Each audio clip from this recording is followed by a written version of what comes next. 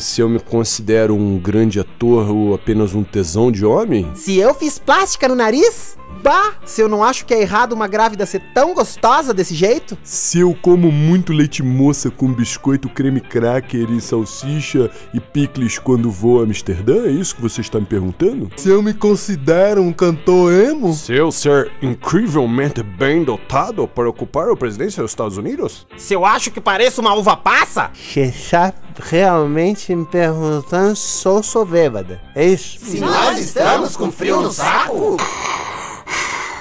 Se eu uso a tanga do Gabeira por baixo da roupa preta.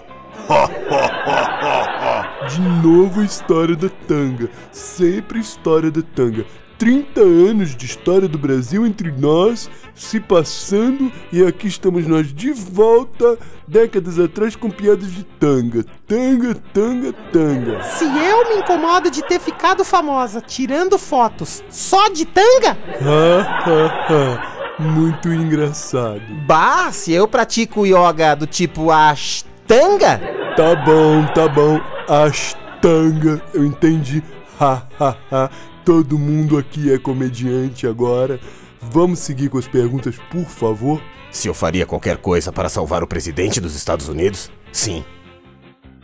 Menos usar uma tanga. Tô vendo menor graça. Alguém tem uma hipoglós pra me emprestar? Tá assando um pouco essa tanga.